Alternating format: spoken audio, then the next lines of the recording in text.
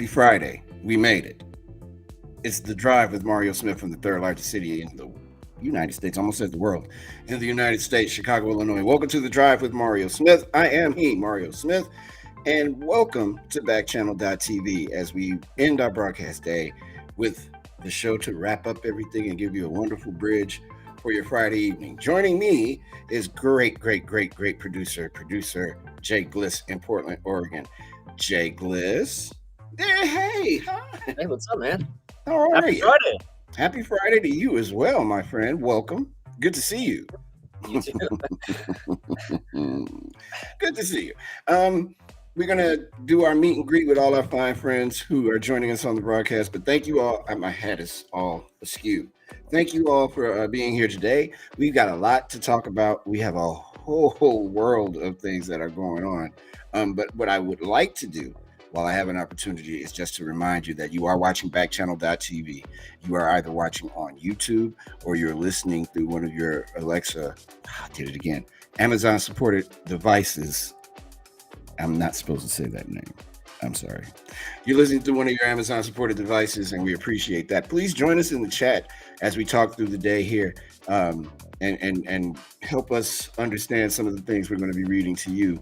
And if you aren't familiar with Backchannel.tv, let me get you caught up. You can join us beginning at 6 a.m. Eastern, where there is a lot of content. And from 6 a.m., you can start your day with Haley and Allison, followed by my buddy Liv Harrison. Jam and Renee follow Liv. And then Sir Anthony Davis. I have given him Sirship Bliss. I've knighted him. He's now Sir Anthony Davis. And then right before us is my pal Hal. And that's Monday through Friday. Our show is Monday through Wednesday. We take a day off so I can do my terrestrial show here in Chicago on the radio, and then back with you on Friday. We will be with you on MLK Day. Had a talk last night. All parties involved decided that would be the cool thing to do. And so I'm looking forward to that as we kick the MLK weekend off with everything that's happening at the top of the hour. Let's take a quick break. We'll be back with headlines and get right into it shortly. You're watching The Drive with Mario Smith on Backchannel.tv.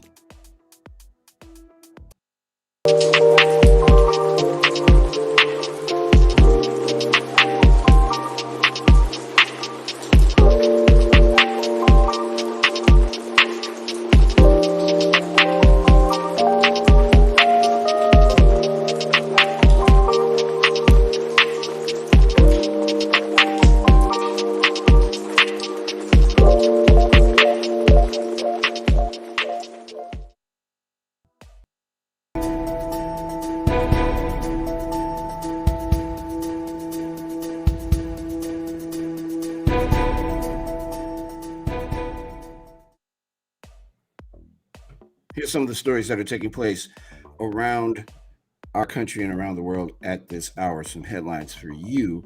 The Ohio Supreme Court rejects GOP drawn congressional map as unfairly partisan. This happened a little bit earlier today. The Ohio Supreme Court rejected a new congressional map drawn by state Republican lawmakers as unconstitutional and ordered it redrawn, marking a major victory for Democrats in a state where lopsided districts have confounded their efforts to gain seats in the House. Democrats and voting rights groups had sued after Republicans created a new map in which the party would have had a 12-3 advantage over Democrats in House districts. They charged that the new lines defied a constitutional amendment passed by voters in 2018 to ban partisan gerrymandering. While Republicans have won most recent statewide elections, their margins of victory have been far smaller. Quote, when the dealer stacks the deck in advance, the House usually wins, close quote, Justice Michael Donnelly wrote in the court's 4-3 opinion. The court ordered the state legislature to submit a new map in the next 30 days. A major winter storm is coming. Oh boy. You know what is odd? It's going to miss Chicago. That means everybody else is going to catch it. A major winter storm to bring heavy snow and rain over the Martin Luther King weekend. It's expected to hit parts of the United States with heavy snow and rain all weekend, meteorologists have warned. The upper and middle Mississippi Valley could get heavy snow Friday, with potentially freezing rain set to fall over parts of the Carolinas and the southern Appalachians this weekend, according to the National Weather Service. Quote, the snow will result in reduced visibility and hazardous driving conditions, it said. Close quote. The system is already producing snowfall in the upper plains and the upper Midwest, with heavy snow in parts of Minnesota and Iowa coming down at rates of 1 to 2 inches per hour. 51 million people are under winter storm warnings, watches, and advisories from the upper Midwest into the southeast and the interior northeast. I also know this to be a fact because a package that I'm expecting has been officially delayed. That's not part of the headlines. I'm just letting you know how upset I am about my package.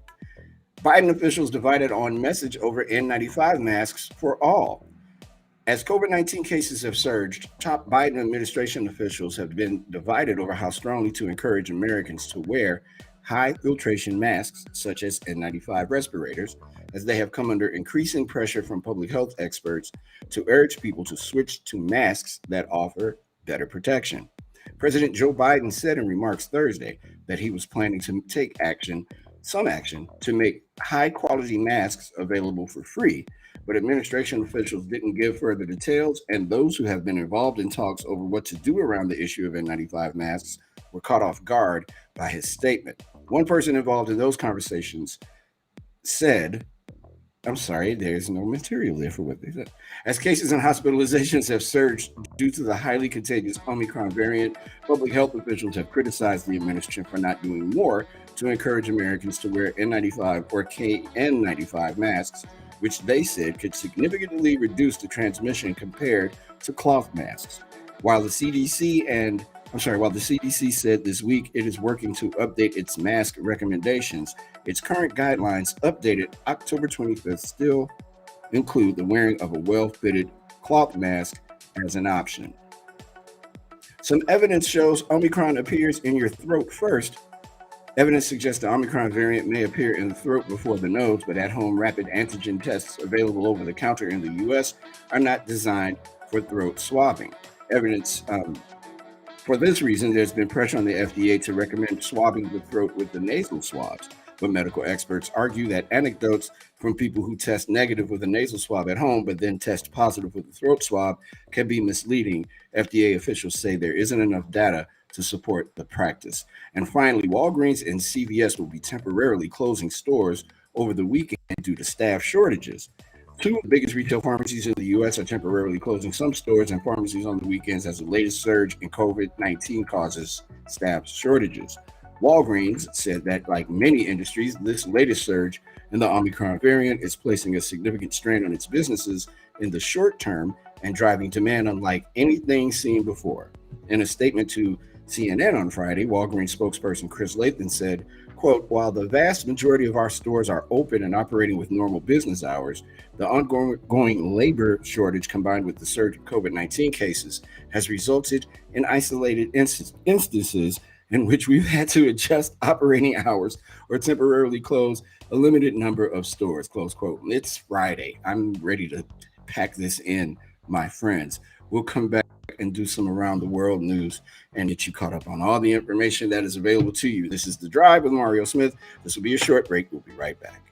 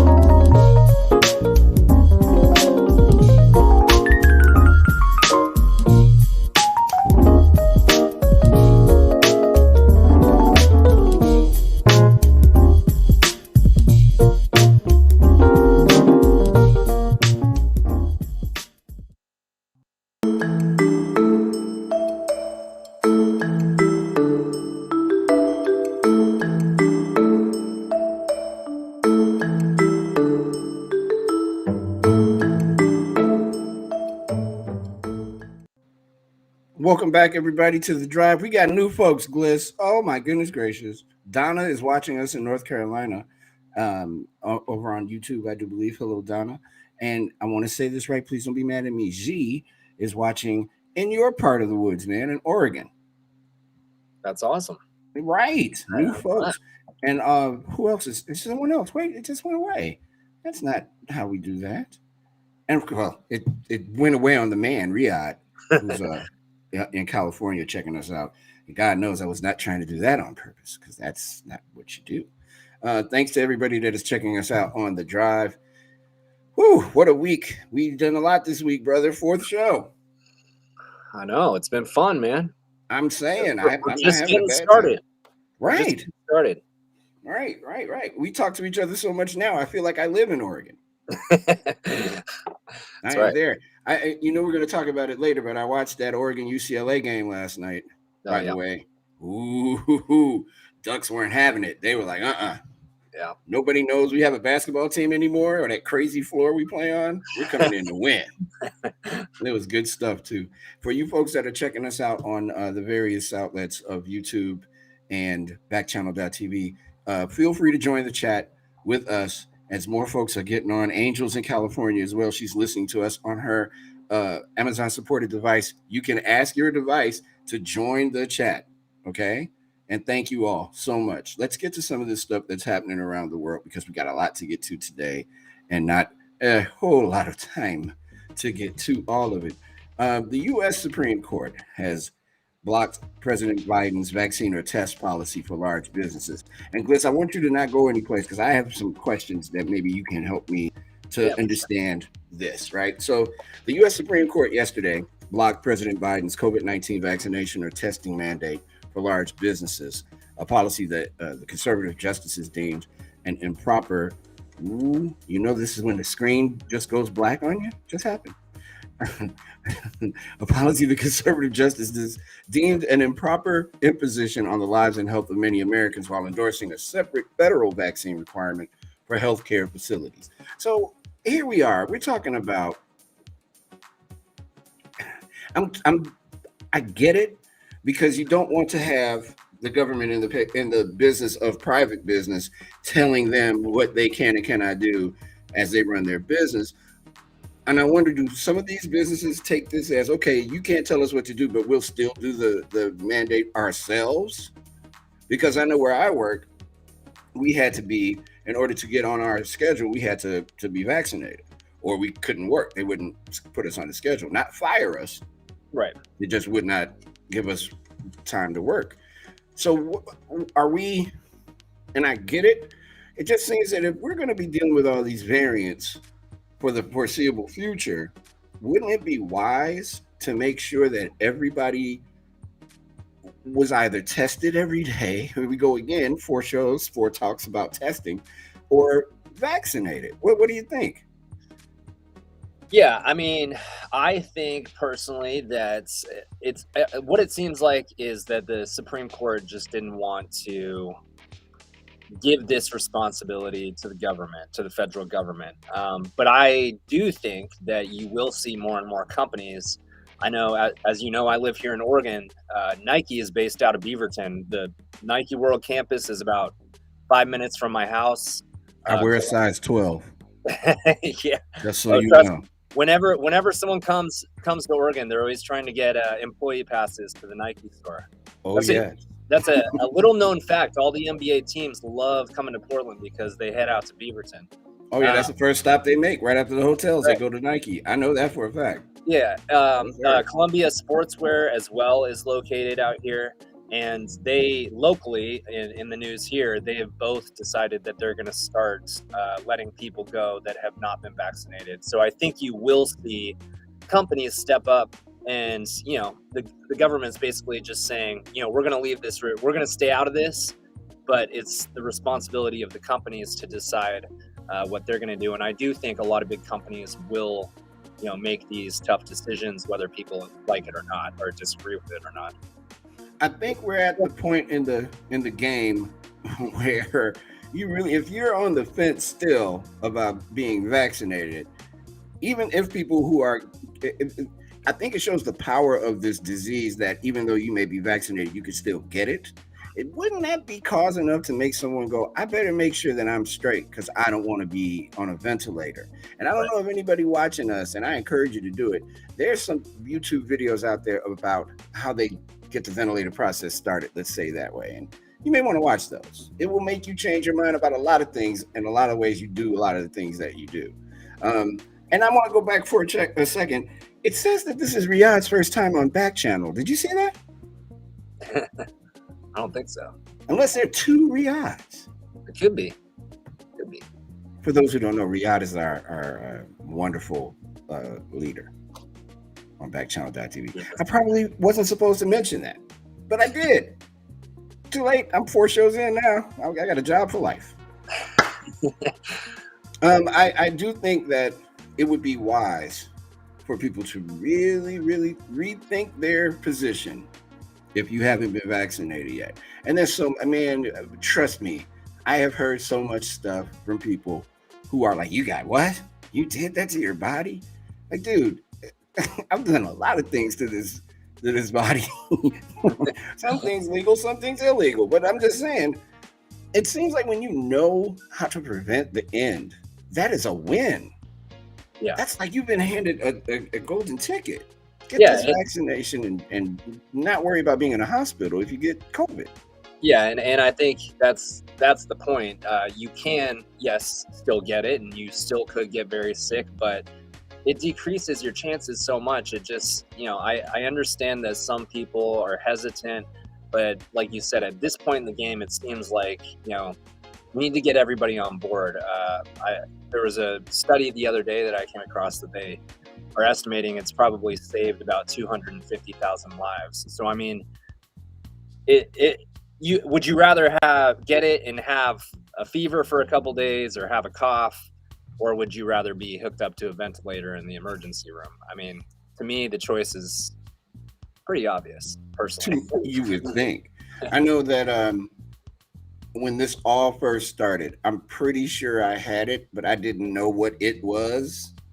So I wasn't like, oh my God, I feel like I'm dying, but I had never been that sick before. Yeah. Then there was a point in the middle of the second year. I can't believe we're doing this. In the middle of the second year that I got kind of sick. And I think that it might have been that, but I have not felt as bad as I did after I got the booster. And I think that might have been because the booster was way stronger than I imagined it was. And it was actually doing its job. And maybe I was sick and didn't know. And so I'm not trying to be on a ventilator. I've lost so many friends. It's really, I couldn't go to their funeral and say goodbye to them, that kind of thing. And I'm over it, man. I'm just tired of it. I'm not tired enough to not wear my mask. I'm not tired enough to not I reluctantly get another booster if I have to. But if it means keeping me off a ventilator so I can hang out with you, Bliss, I'm doing it. I just pounded the Resolute desk so you know I'm telling the truth. That's how we get down. But yeah, that's something. And the Supreme Court's about to be in a lot of people's business over the next couple of weeks. So, stay tuned. It's about to, you're going to learn a whole lot about these folks on the Supreme Court. That is a guarantee. There are more than 1 million fewer students in college, the lowest enrollment numbers in 50 years. When I saw that this morning, my eyes just went, what? Before the pandemic began, this wasn't. According to new data released yesterday, U.S. colleges and universities saw a drop of nearly 500,000 undergraduate students in the fall of 2021, continuing a historic decline that began the previous fall. It's very frightening, says Doug Shapiro, you think, who leads the research center at the National Student Clearinghouse, where the new data comes from. Quote, far from filling the hole of 2020's enrollment declines, we are still digging it deeper, close quote. Compared with the fall of 2019, the last fall semester before the coronavirus pandemic, undergraduate enrollment has fallen a total of 6.6%. That represents the largest 2-year decrease in more than 50 years, Shapiro says. The nation's community colleges are continuing to feel the bulk of the decline with a 13% enrollment drop over the course of the pandemic. 13% enrollment since the pandemic. That's a lot of kids, man. 1 million fewer college students. in this day and age where everybody's encouraged once they leave high school to go to college, I don't know how much of this is all coronavirus and how much of it is just what is the value of going to college anymore. It seems like the workplace does not match the college demand. There are far more vocational jobs available for younger people than there were for than there are like blue collar jobs or white collar jobs. Um, it's a lot easier. I know people with degrees, man, like they got skins on the wall. They can't find a job, even in this environment. They can't find a job.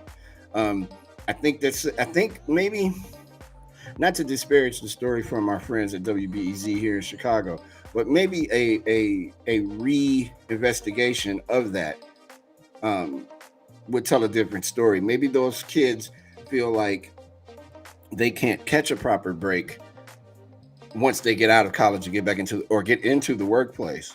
Um, and then there are a lot of young people who are entrepreneurs and start their own businesses and don't rely on the college skins to get them where they want to go. This is an intriguing subject. I think it bears more investigating, though.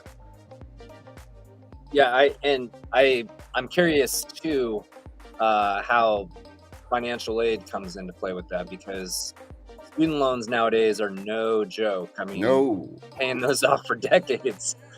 So yeah, I mean, there's a lot of things that I think probably go into account for young people nowadays. What you were talking about, just what kind of jobs will be there for them if they take the time and spend the money to go to a university for 4 years.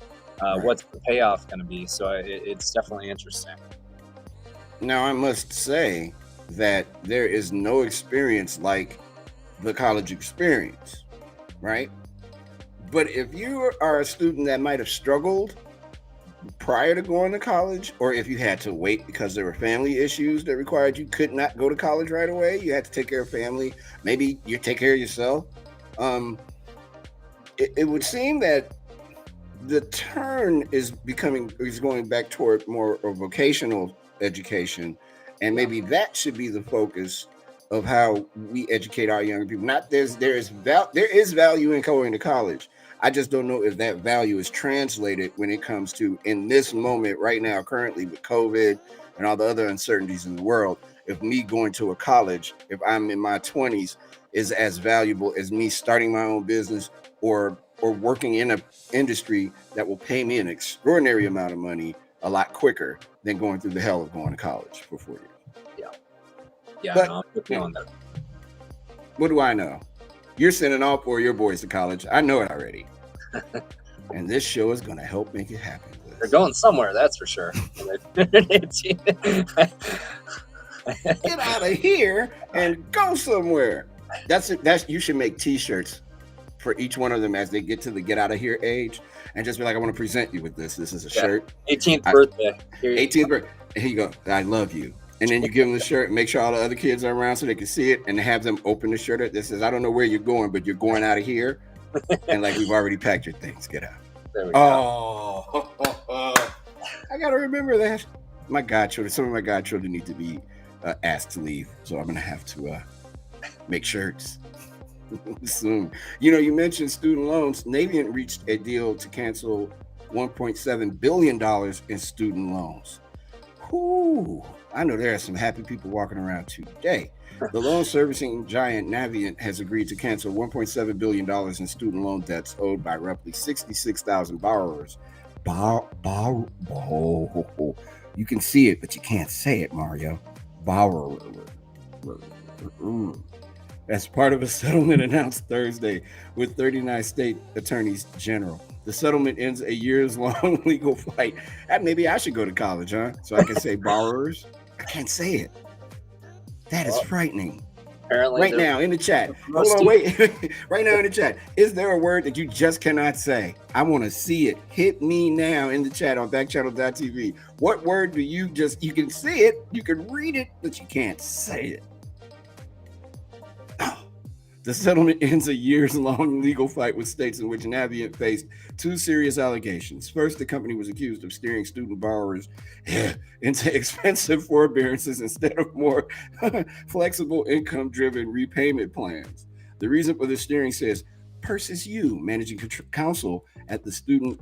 Why is this word in here 80 times? Student Borrower Protection Center is that enrolling again a borrower into an income. I can't say the word borrower. Oh my God, this is embarrassing. I'm a grown man. Into an income-driven repayment plan takes considerable effort on the part of a loan servicer. They didn't say it that time. Quote, there is paperwork that must go back and forth. It's just more work for the servicer. It's very easy for the servicer. Is that going to be in there? Oh, here it is again, to put a borrower into forbearance. And there is evidence that the call center workers were incentivized to get through these calls as quickly as they possibly could, you says. And that meant getting people into quick, easy options, not necessarily the best option. Oh, for the borrower. I did it. Borrower. Did it. What the hell? What happened here? No, I can't say that, Gary. I can't even say that out loud. You see that, Gliss? No, I can't say that. You're correct. That would be bad. Oh, my God. Abigail, you're in Oklahoma. Tell me what word it is that you have trouble saying. Folks watching on YouTube, get in, man. I want to know, because that was rough. That's woo. I'm sweating, man. That was the hardest thing I've read in years. So, as a person that has a student loan somewhere floating around that I haven't really paid on properly, that's excellent news. Unfortunately, I didn't go through Navient, so I still got to pay. Shouldn't there be student loan forgiveness, though? That was a thing. If Biden wants to get reelected, not sure if he's going to run again, but if he does want to run again, here you go. That's a bipartisan subject everybody can get behind. Student loan forgiveness and just clear the debt? Man, you will put everybody... What? This is something that came up in a conversation that probably doesn't have anything to do with this, but it kind of does. Remember we were talking about... No, I'm sorry. It wasn't me and you. I was talking about Robert Kennedy yesterday. Yesterday, Sirhan got... They denied his parole. And we were talking about Bobby Kennedy and what his plan was and how cool he was with the unions and just what he wanted to do to make every American's life better. Why is it, and this might get me kicked off forever, but why is it that people want to thwart every opportunity to make our lives better, man? Just like every time we try to do something, it's like, no, we just want to make it worse. Yeah, worried about the sun being out too much? Don't lay outside. You better, put on some suntan lotion. Hey, you like eating clean food? That food's not clean. It's genetically modified. Hey, your car, that gas, it's killing you. What way? Why wouldn't we want to have as close as we could have to a utopia on this planet, man? I don't get it. And I know that hasn't a damn thing to do with student loans, but just forgive the debt. Yeah, people like to argue about everything. So I don't think that's going away anytime soon, especially with how things have gone the last couple of years. I can't imagine it. But boy, if he did that, and if I'm running for president, you know what the first thing out of my mouth? Hey, guess what, everybody? I'm going to clear your debt. The winner, Mario Smith. First president of the White House with a baseball hat and red glasses. That'd be me. I'll be doing like this every day. I know I'm number one. I did it for you. That's so easy. Ooh. That's so easy to me. Oh man, did you see what they did to Prince Andrew? I did. They basically gave him that T-shirt you're going to give your kids. Told him to get out. Get the hell out of here, Prince Andrew. He lost most, if not all, of his military titles and the use of His Royal Highness. Wow. Whew. The Duke of York's military titles and royal patronages have been returned to the Queen, Buckingham Palace has said. Prince Andrew, 60, he's 61. Not bad looking for a criminal. 61 will also stop using the style His Royal Highness in an official capacity, a royal source said. As long as that borrower word isn't in here, I'm good. It comes as he faces a U.S. civil action over sexual assault allegations, claims he has consistently denied.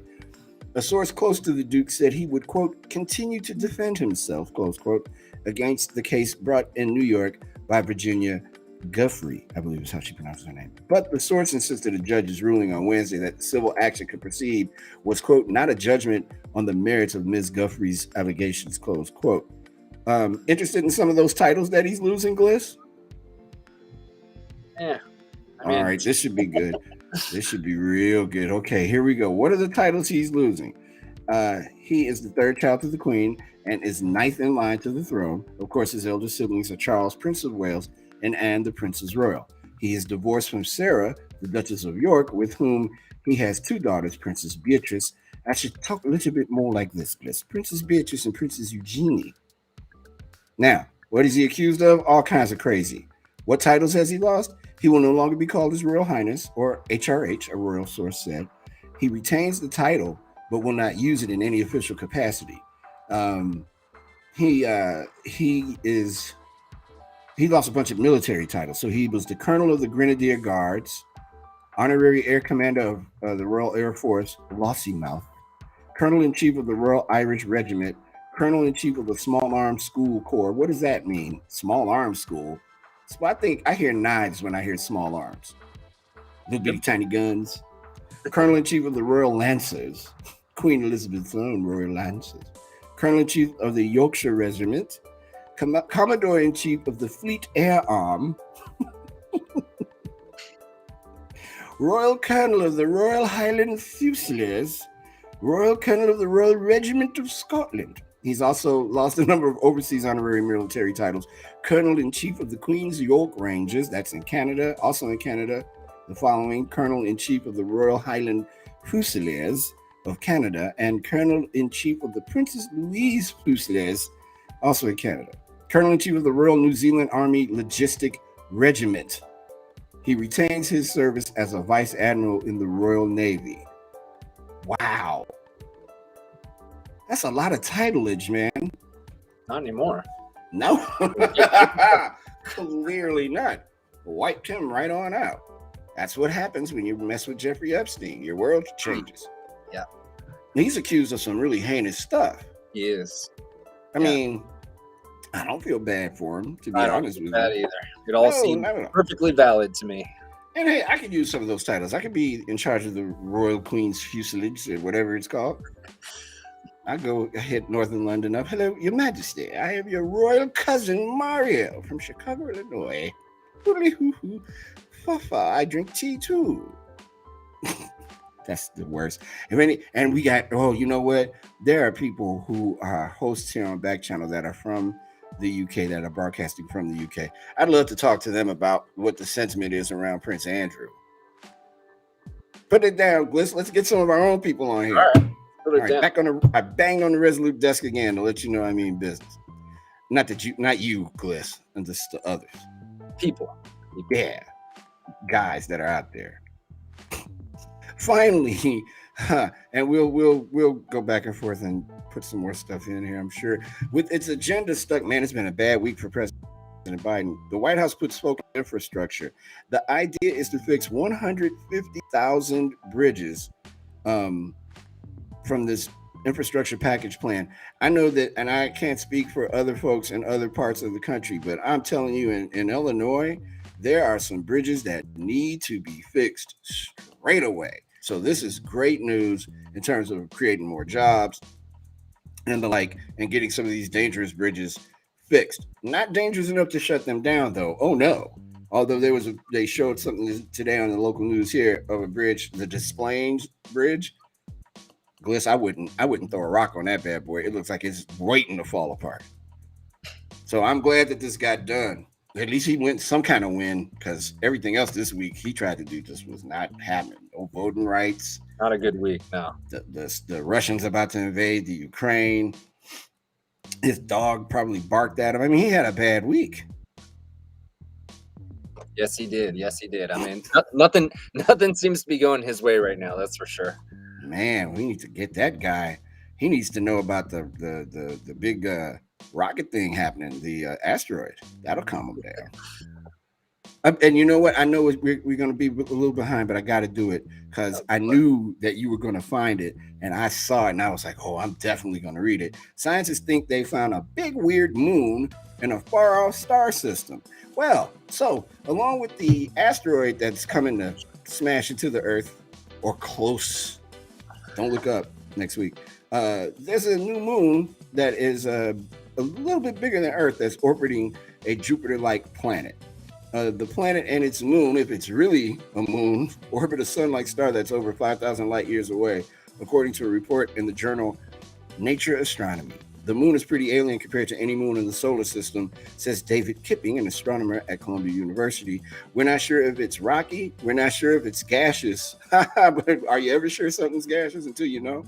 It's kind of in between the size of Neptune, which is gaseous, and the Earth, which is rocky. All right, man. So we survived the attack next week. We can look in the sky for a new moon. And play New Moon on Monday by Duran Duran every day until we find New Moon. Ooh, sounds good. Yeah, well, it's something. I thought it was interesting. You guys may not have, but we're on it. It's coming. We got the community report coming up shortly. We're going to take a break. You're watching The Drive with Mario Smith and my man Jay Bliss in beautiful Portland, Oregon. I'm in wonderful Chicago, Illinois, and we'll be back in a bit. You're watching Backchannel.tv.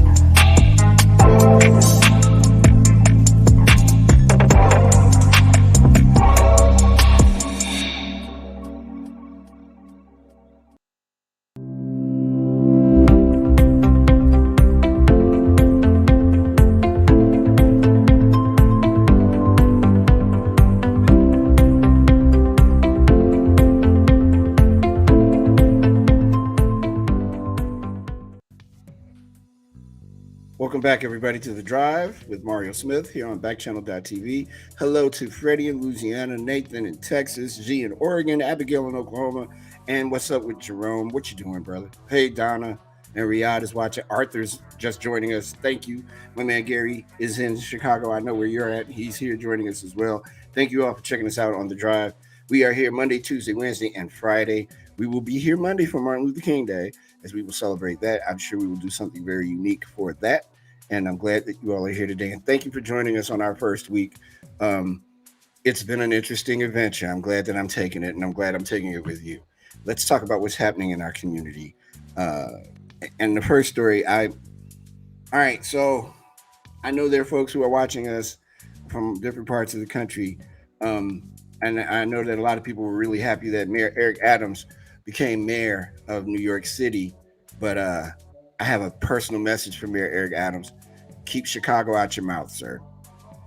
There's no reason for you to compare the two situations, and there's no reason for you to say what you said. My name is Mario Smith. I'm not hard to find. We'll have a talk about your Chicago hatred. We can have that talk, sir. I'm here for you. In fact, if you'd like to come on The Drive, you can do that. And then you can tell the world why you said what you said. So I guess everybody's like, well, what did he say? What did he say? Essentially, what he said was he was asked, well, here we go. Michael Mulgrew, the president of the United Federation of Teachers Union representing the city's public school teachers, had asked the mayor to postpone in-person learning as Adams took office. Adams said Thursday that he's been working closely with Mulgrew and has been willing to entertain temporary remote learning so long as it was a, quote, quality option. Quote, but my goal, I want children in school, close quote, Adams said. The mayor stressed that the city would not see a dispute like that in Chicago, where the nation's third largest school district canceled 5 days of classes because of a disagreement with the teachers union over COVID-19 safety protocols. Quote, This is not Chicago, close quote, Adams said. Quote, we can resolve this.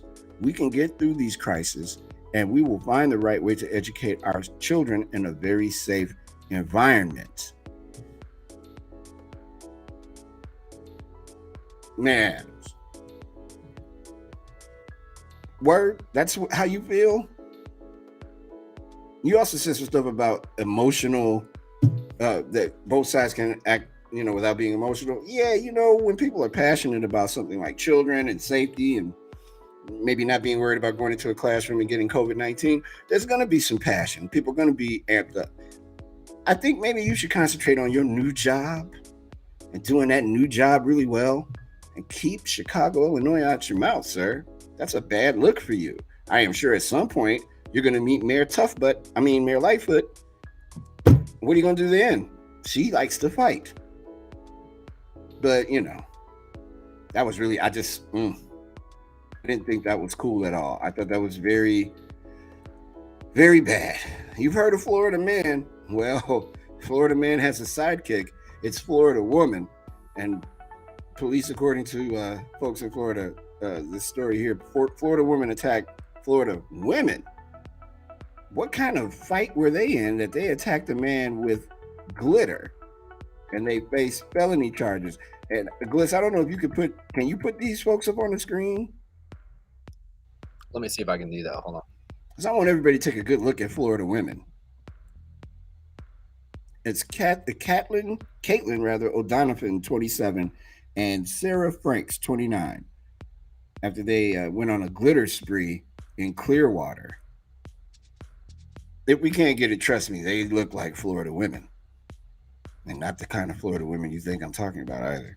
I don't want to walk away from the story without seeing if we get them. Just let me know, Gliss, if you do. If not, that's fine. Where are we here? Police in Florida say they followed a trail of glitter and arrested two women who threw several containers of the sparkly stuff at a man during an argument, according to a news report. Caitlin O'Donovan, 27, and Sarah Franks, 29, both faced felony charges after the Clearwater attack, WFLA Channel 8 reported. I like those call letters roll. Police say the women lobbed the first batch of the tiny shimmering particles during an argument with the victim at about 3 a.m. Monday as he stood on his fenced balcony on Fairwood Avenue. He was hit in the head and torso, arrest affidavits state. Officers said Franks then climbed over the balcony fence, went into the man's apartment, and threw more containers of glitter at him before unlocking the front door to let O'Donovan inside as well. Come on up and get it. We gotta glitter him. That's crazy. How do you do that? There they are. Holy moly. They look very pleased with themselves as well. Oh, and apparently the Joker Smilex is working too, because they both got that Joker Smilex face. Look at how happy they are about their accomplishment of throwing glitter on a grown man. Yeah, don't. I tell everybody every day, don't if you can avoid going to the state of Florida, because things like this. Not that Florida isn't beautiful, it is. I've been, and it's lovely. I love Miami. Got a friend that lives in Tampa. Know some relatives are down there. Might visit there a few. I won't be going a lot, especially if glitter is a weapon. Glitter, of all the things you could use, that is the most Florida story ever. Glitter. I mean, the weird part about it is you're gonna catch an assault charge over glitter. Yeah, over glitter. Like, is it really worth it? I mean, no. If you really want to do something bad to that person, which I don't condone, but if that's really the case, I mean, it doesn't seem like a very successful way to make a point in an argument. I wonder how did this go down? Like, did they think about it all day? You know what I mean? Did they okay, hey, Caitlin, I got a plan. Frank over there, we're going to get him. How are we going to get him? We're going to use glitter. What? That's an excellent idea, glitter. Yeah, this is what I want you to do. I want you to cover me. I'm gonna throw it at him on the balcony. He'll be totally distracted. You go to his front door. I then will climb up the balcony. and get in his house. Hit him again with a couple more glitter bombs, and then I'm gonna open up the door, and then you get him too. All right, that sounds like a plan. Florida on 3, 1, 2, 3, Florida. Criminal masterminds. Man, you'll never see that on SVU. You won't have Ice-T going, yeah, they threw glitter at her. They used a glitter bomb. It had some kind of weird drugs in it. It's make you talk to elephants. Wow. Florida, boy. Go Florida. Hey, for the win. You know, this next story, you would think that this was available in Florida, and maybe this is what made them throw glitter on people. Chicago stores exploit a legal loophole to sell THCO, a psychedelic 3 times stronger than weed. Happy Friday, Gliss. Military scientists once investigated the compound as a potential non-lethal incapacitating agent. Now a hemp-derived version is touted for its powerful mind-bending effects. And they come pre-rolled too. Look at that. That's a lot of... It does sound like Pineapple Express if you allow yourself to think about it. THCO, also known as THCO acetate, is no Hollywood creation. You could buy the alternative cannabinoid at stores all over Chicago that specialize in selling quasi-legal products that don't face the same stiff regulations as products sold at licensed weed shops. The emergence of THCO was made possible by Congress. Well, of course. Hey, why did I even go that far? I should have known. Its passage of the Federal Farm Bill of 2018 made the distribution and sale of hemp and its derivatives legal. The law banned products containing more than a minuscule amount of Delta-9 THC, the main component in marijuana that gets users high, but it didn't account for the galaxy of psychoactive compounds that can be extracted or produced from hemp. Best known among these is Delta-8 THC, another hemp derivative known commonly as diet weed that has attracted long lines of some Chicago businesses. Some residents and coffee shops had even begun incorporating it into their menus, even as the Chicago City Council's efforts to establish rules for the public consumption of legal marijuana have stalled. But THCO is far more potent than Delta-8, which has been pitched as a lighter alternative to traditional cannabis products. These trendy cannabinoids aren't a new issue and definitely need to be regulated in a way to keep people safe, says State Senator Christina Castro from Elgin, a co-sponsor of the bill. All right, I don't know who does and who doesn't, and I'm not assuming that anybody does, and I'm not assuming that anyone doesn't, because, you know, everybody does what they do. I don't think you're going to get me to get that THCO, though. Yeah, it sounds a little too potent. It sounds like the next show that we do, it'll be, hey, Mario, why do you have an anvil around you? Oh, it's because I don't want to fly away from here. But you can't fly, sir. I know. I just want to make sure. That's crazy. THCO. Wow. I can't imagine. And then the fact that they're selling it. Like, yeah, man, this is THCO. Don't worry about it. You'll be okay. It's just THCO. No, I'm straight. And then the fact that the military...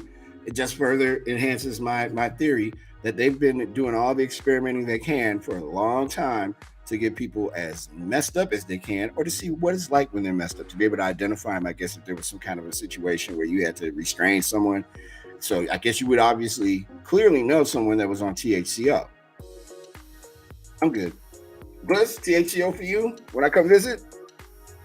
Yeah, I'll probably pass. All right, thank you. Whew. Ooh, that was scary. I can't see you because I'm looking at this story, but I was worried that you were going to be like, THC. No, man, we're not doing none of that. We want to make sure we are in good shape when you give those shirts out when your kids turn 18. We don't want to be all out here, you know, high as hell. It was like a different planet. Sand sculptures litter Lake Michigan beach.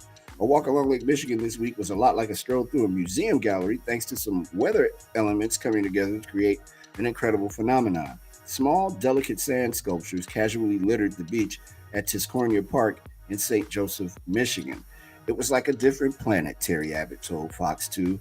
I've never seen anything like them, and I spent a lot of time here. I always like when people are very happy when they talk to the news. You know what I mean? Yeah, I've never seen anything like it, and I spent a lot of time here. Like, what do you see then that's not like that? I would like to talk to Terry Abbott. Photographer Joshua Nowicki has taken many incredible photos of the phenomenon and other beautiful winter scenes in the Midwest and says the sculptures are a fleeting creation of nature. And if you go to his Instagram, it's joshua.nowicki. These pictures are phenomenal. Wow. The things the earth does, man. Nature has a way of humbling you, and it is no joke. I say it often. I think me and you may have talked about it before. If Chicago had mountains, it would be a wrap. Then I would never leave, like ever. There's the sand sculpture. I promise I wouldn't go anywhere. Mountains here, what? Along with the skyline, that's already like amazing, and mountains, son. Hey Mario, we're having a party in Hawaii. Have it. Good luck. I got mountains and buildings. I'm never leaving. It's like I can't imagine if I just looked at the comment that my man Gary said about the glitter. I don't know if I can read it, but it's good though. If we had mountains here, oh, like I could see the entire southern part of the city from my house.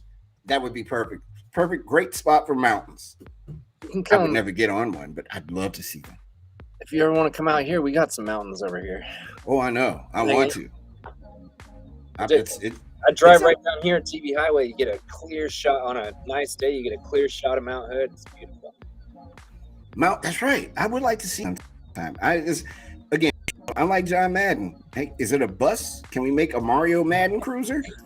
I ain't flying, especially with all the flights. And funny, speaking of flights, see, I knew this story would come in handy. I just didn't know when, and I'm glad you placed it where you did, but I didn't get to read it then. But I will read it now because this is why I'm not flying any place, ever.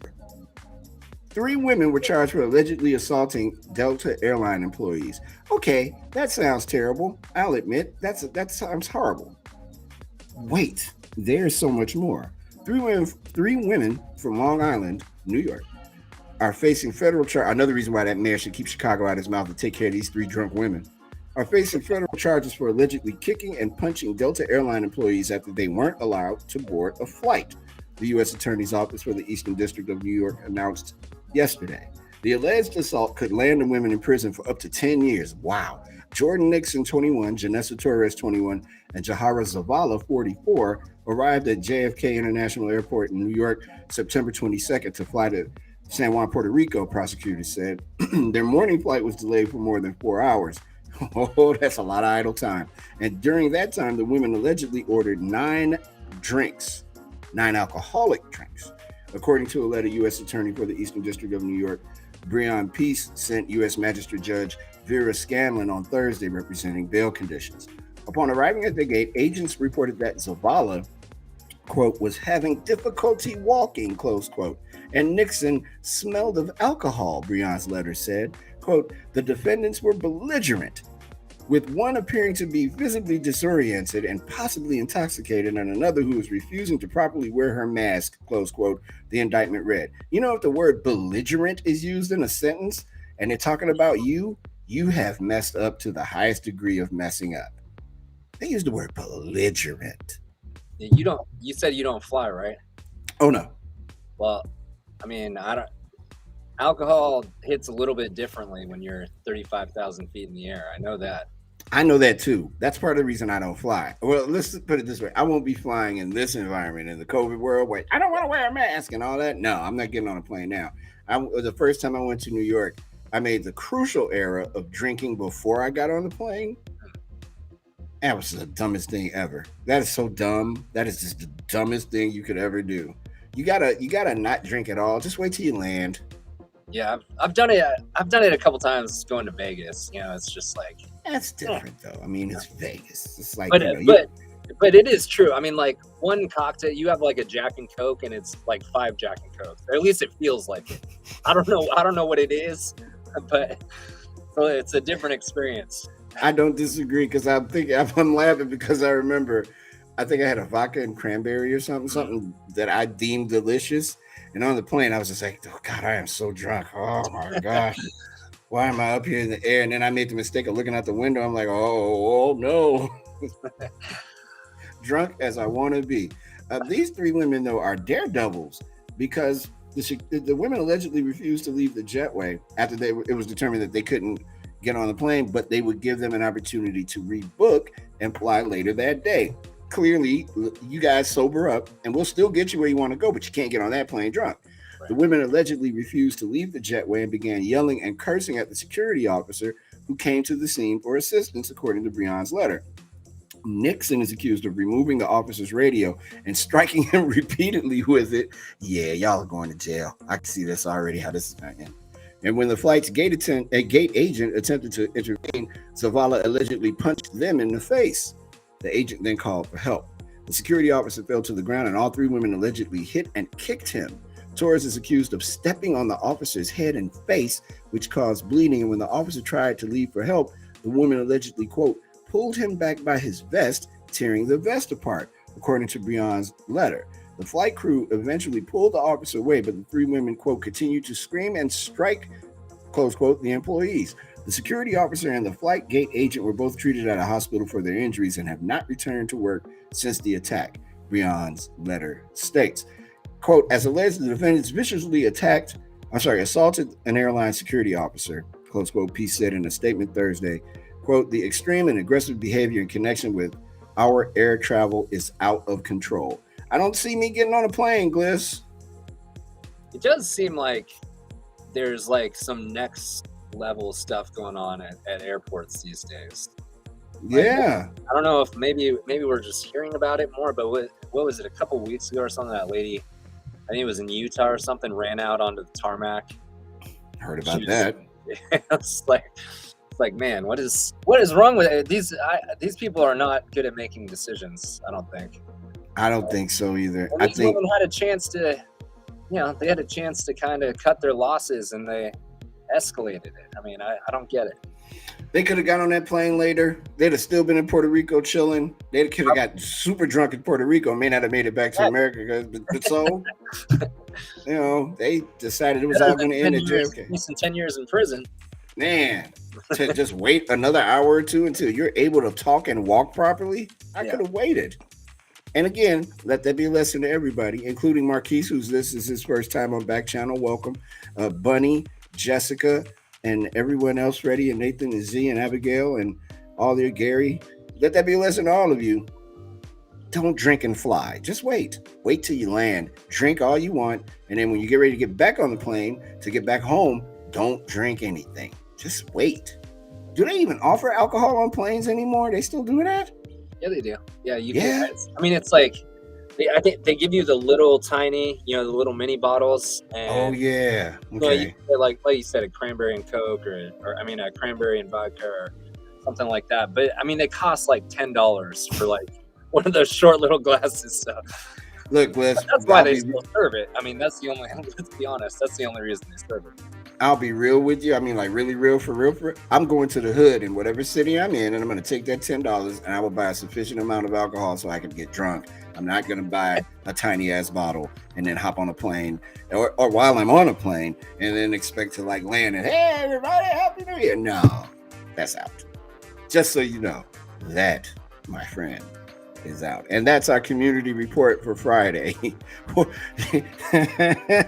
You guys in the community need to calm down. Stop throwing glitter in people's face and stop drinking and getting on planes. We'll be back with more of The Drive with Mario Smith in a moment. You are watching The Drive with Mario Smith on Backchannel.tv and listening on your Amazon supported devices. Thank you for doing that. Second hour is coming up next.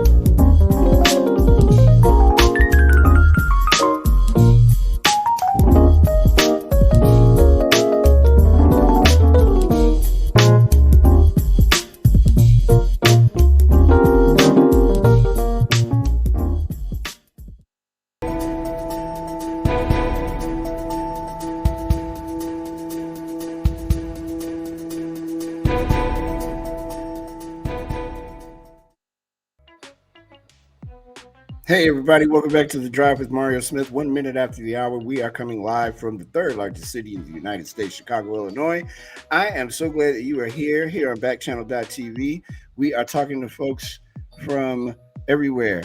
And I can't pronounce this person's name, but it looks like Faya at the end. Hey, peace. What's up, Gary? What's up to Marquise, Bunny, Jessica, Arthur, Riyadh is here, Freddie and Nathan and G and Abigail and everybody. Marquise is in Washington too. I think it's Washington State. And welcome. Thank you all for watching. We are going to be here on MLK Day on Monday, so you can come back and hang out with us then.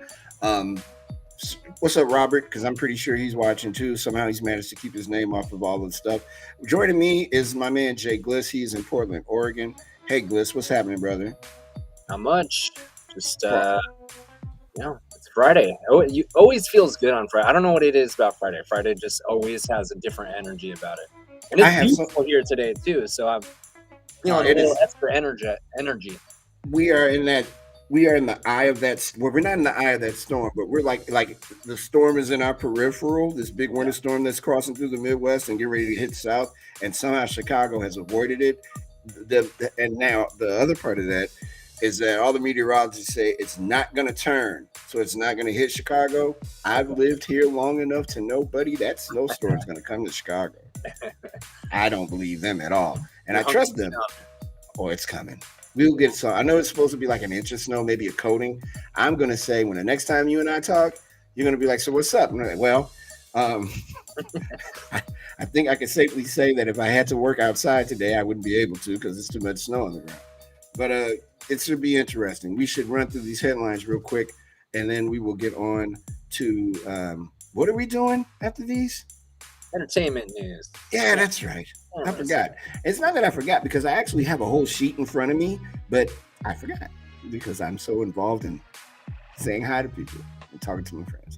FedEx wants to install anti-missile lasers in its cargo jets. This is what is going on? Hold on. I'm sorry. I don't know. I was only going to do the headline, but I gotta do it. Oh, I can't. Okay. FedEx wants to install anti-missile lasers in its cargo jets. FedEx says it wants to install a missile defense system that, quote, directs infrared laser energy toward an incoming missile to interrupt the missile's tracking of the aircraft's heat. Hold on. You all just sent me a notification today that said because of freezing rain and snow that my package would be delayed an additional 2 days, but now I'm going to trust FedEx to shoot missiles out the sky? Stop. What? Are you kidding me? FedEx? Federal Express. If I'm not here on Monday, it's because I got mad at FedEx. Remember that. Biden officials are divided over N95 mask messaging, latest in a series of COVID strategy rips. Not a great week for the president. Alec Baldwin turns phone over to authorities investigating the Rust shooting. And Pharma Bro No More. Martin Shkreli banned from pharmaceutical business for life, and he has to return over $64 million. And that Wu-Tang album. Not a good time for mans at all. Let's get some celebrity news going. Have no fear, everybody. The camera's here.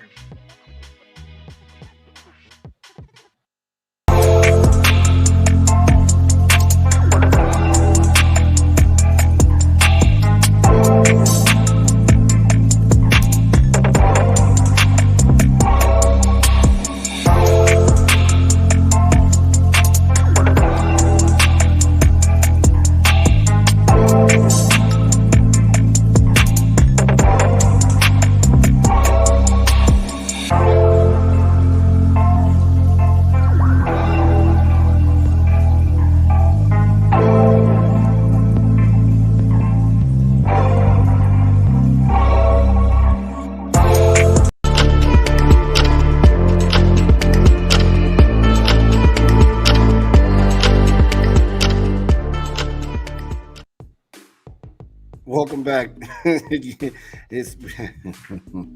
Welcome back, everybody. I'm sorry, something was going on, and I don't know what it was. And Gliss, what happened? We good? Yeah, everything's perfect right now. All right. I'm just checking because that was very abrupt. I thought it was just going to go right to the thing. I'm like, oh, Yeah. A little No, behind the curtain for the people. everything's good. All right. You're the best in the business, so I'm not worried. I trust you from afar, friend. That Good, we're good. going to be. I Yes. appreciate that. Hey, I always have your back. yeah, and I appreciate that because I imagine that there are conversations that I don't know about where my back is in question. I don't even know why I said that. Everything's cool. Kanye at it again, kind of, sort of. This is a little troubling. I don't know how much of this is true, but someone made a battery complaint against Ye. You know what? I'm sorry. Full disclosure, I knew this man's mother. I cannot call him Ye, even though he changed his name to Ye. I can't do it. His name is Kanye West, and I'm gonna call him that. Sorry, Ye. Police are. I mean, his friends call him Ye. I'm not a friend of his like that. But his mother was a great poet and a wonderful writer, and I performed with her a couple of times. She was always very nice to me when I saw her. So out of honor for her, he's Kanye West. He is not Ye West. Police are investigating after a battery report was filed Thursday against Ye. The incident that spurred the complaint took place in downtown Los Angeles at about 3 a.m. on Thursday. LAPD spokesman Redina Puentes said no arrests have been made. The street where the alleged battery happened is outside Soho West, a members-only downtown club popular with celebrities. An email seeking comment from a representative for Kanye, the 44-year-old rapper, producer, and fashion designer who legally changed his name last year, was not immediately returned. Not sure what Kanye did. I just know that, and you can chime in, Gliss, if you like. I think there are two versions of this man that people see. One is this amazing, talented, smart guy, right? That creates these anthemic songs for people and for himself. And then the other one is the dude that is just like kind of out here, out of control ish, that people don't like. And I often wonder if the perception of him is real or not. Like, I listened to a Late Registration a couple of nights ago. And the beauty of that album, man, it is so beautiful. What he did, what he created. And then I kind of read stories like this, and I'm kind of like, where is he? Who's around him? And I know some of the folks that are around him, but who's around him saying, hey, man, it's a good idea to be outside at 3 a.m.? I know you're going through a divorce. I know you got stuff going on in your world. I understand it. And I know you need to get loose and so you can keep your creative juices flowing. So go to a party in LA at 3 a.m. Now, I don't know about you, Gliss. I don't go anywhere on purpose at 3 a.m. Do you know what I'm saying? Or I'm not outside at a club after well, me now, it's like I don't even go. But I wouldn't be outside at a club at like 2 a.m., 3 o'clock in the morning. Just somebody like that needs to have people around him that are like, yo, man, you need to go to the crib. I got you. Let's go home. Well, and you know, they talk about that with athletes too. We had early 2000s. People are familiar with the moniker the Jailblazers. There was a lot of guys getting in trouble downtown. Boy, I forgot about that. Speeding up and down Broadway with guns in the back and drugs, and you know, it's not that you shouldn't be able to live your life, but especially someone who's as high profile as Kanye. You know, there's other things that you could be doing. You have everything you want at your house, right? So just stay at home. Like if you know, you can bring whatever it is you want to go out and do. You could recreate that in your own way where you're not having to deal with people, because the fact of the matter is there's always going to be people out there that are going to try to take a run at you when you're a high profile person. And you know, especially someone like him who's, you know, dealt with some stuff, you know, some of the stuff that he's dealt with, an incredibly talented person, but obviously has dealt with a lot of things, you know, just in terms of mental health and that kind of stuff. I think it's just important, like you said, to have people around you that can remind you, hey man, you don't have to be doing that, because It's not gonna. It's never gonna. There can't be anything positive that's happening at 3 o'clock in the morning, and you're a high profile person, and there's people out there drunk that are gonna want to, get a piece of you, whether it's in a good way or a bad way. Right. It's just not a smart choice, I don't think. And Kobe is asking what's wrong with Kanye West. As far as we know, nothing. He wasn't arrested.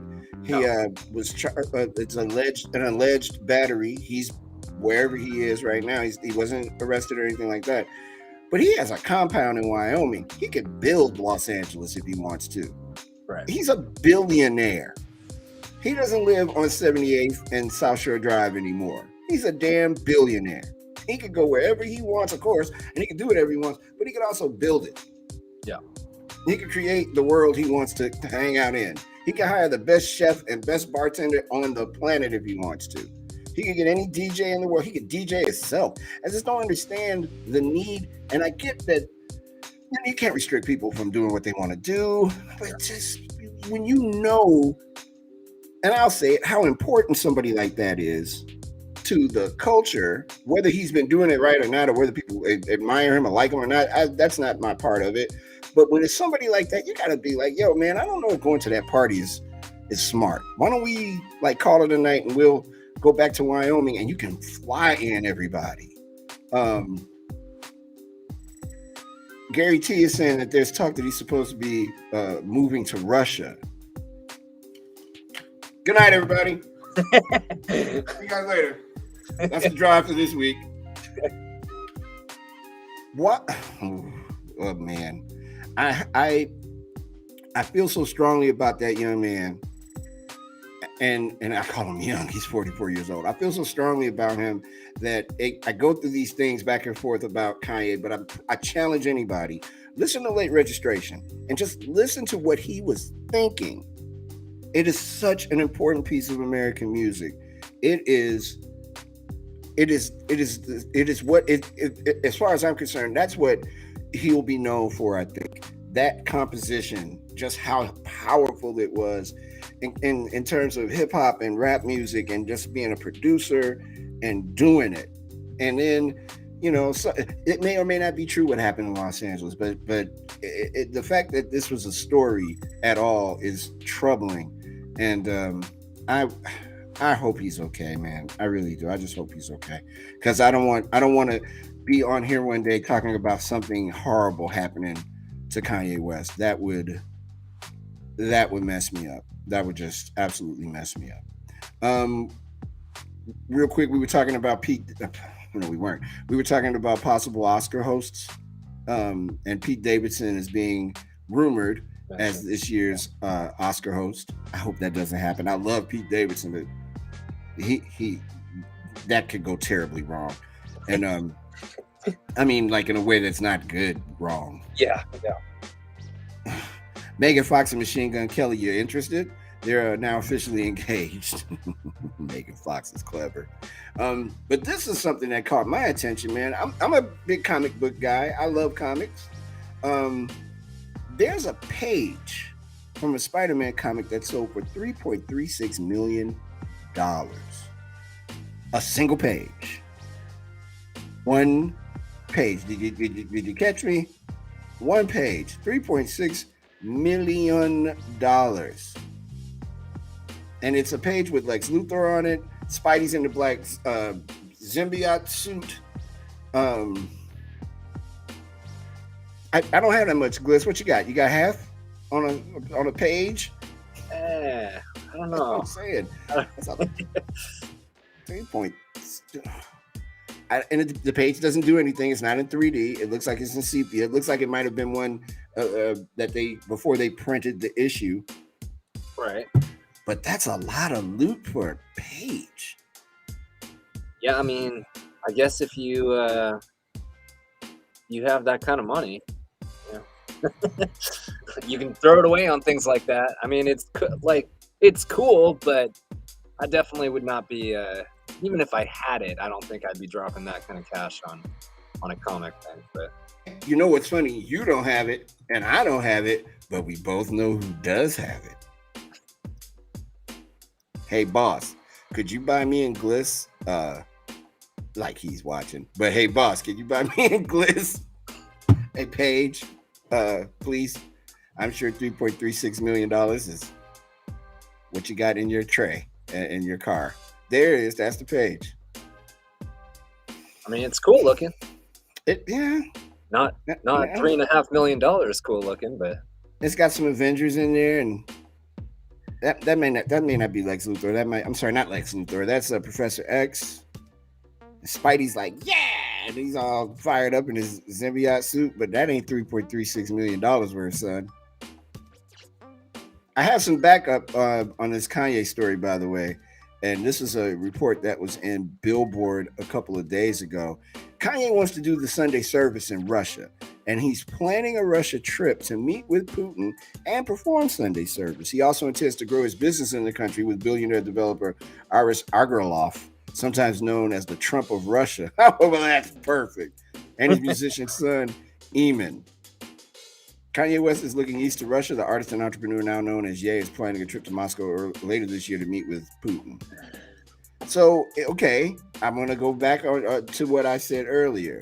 You need people around you to say, hey, man, I don't think for your brand it's a solid idea right now to be going to Russia. At least not to meet with Putin. Billy Joel went to Russia and performed there in one of the classic concerts of all time, on an amazing show that he did. But why do you need to meet with Putin? You don't want to be. I feel like that's one of the. It's like in a movie where it's like someone does something for you, and it's like that you owe them something. I want to stay away from that guy. I want nothing to do with him. I'm not trying to go see Putin, rootin' tootin' Putin. I'm trying to, if I'm Kanye or if I'm any artist at all, right now I'm not going to Russia because they have a conflict with the Ukraine. I don't want to be there right now. And I certainly don't want to be there if people in the Ukraine could possibly die at the hands of Russian soldiers in the next few hours, let alone days. No. But when he met with Donald Trump, I was like, what's going on with brother? What is he doing? And then he didn't just meet with Trump. He put on a show in there by himself. He had on his MAGA hat. We come back. We got play ball. We have a lot to talk about. Djokovic, Joker. They're about to kick him out the country. He can't come to Australia. And then we're going to do a billboard of stuff going on tonight. Talk about the NBA and talk about hockey and all those things. And yes, we will. Before we run and do our break, Alicia has joined the stream. Hey, Alicia. And Kobe, of course, in Alabama. Kobe is a dedicated watcher of Backchannel, and we appreciate that. And he also said, hi, Mario Smith, and I appreciate that. Hello, Kobe. Donna's here. Nathan and Freddie and Marquise and Abigail and Z. And Riyadh is here somewhere, too. Gary T is here. And we appreciate all you guys being here on the Backchannel TV thingy. And we'll be back in a bit with more of the not the Mario Smith show. The Drive with Mario Smith. We'll be back in a bit. Stay tuned. We are on Backchannel.tv.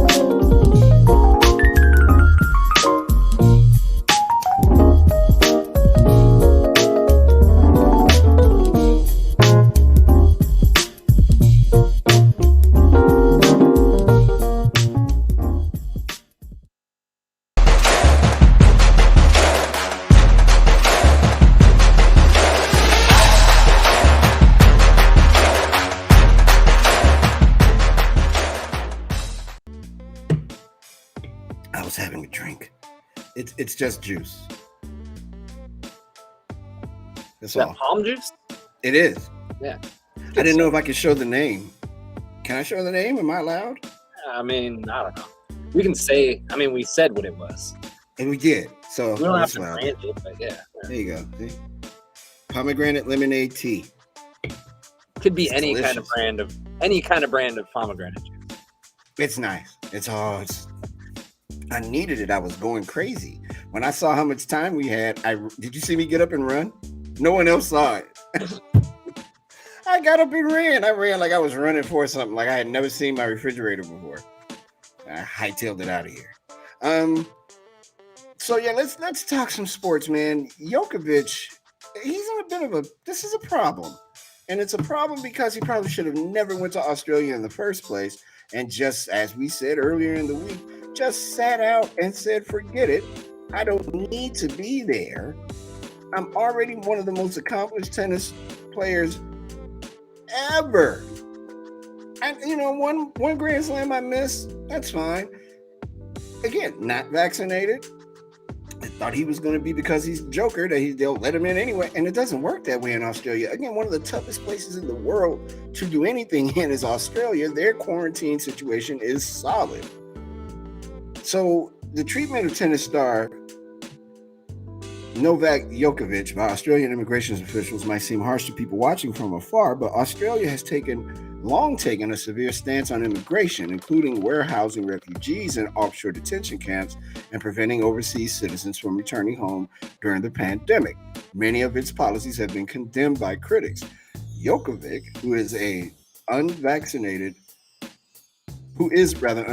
against the coronavirus, faces deportation from Australia after what's wrong with you, Mario? Immigration Minister Alex Hawke on Friday revoked his visa for the second time, citing health and, quote, good order, close quote, considerations. He isn't the first celebrity to face tough treatment. British far-right commentator Katie Hopkins was deported from Australia last year after breaking quarantine rules.